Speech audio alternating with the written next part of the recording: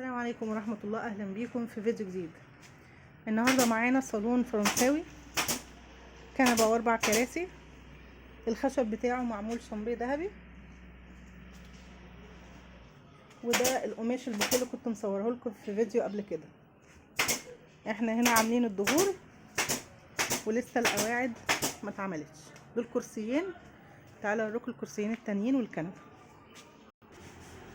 ودول الكرسيين التانيين.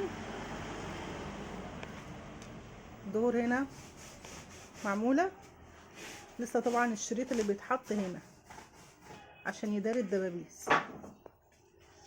تعالوا اوريكم الكنبه واحنا شغالين في الظهر بتاعها.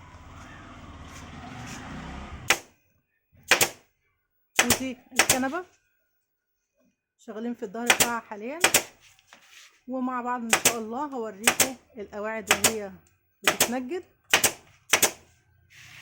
وهعمل لكم فيديو ان شاء الله على الفينش الاخير.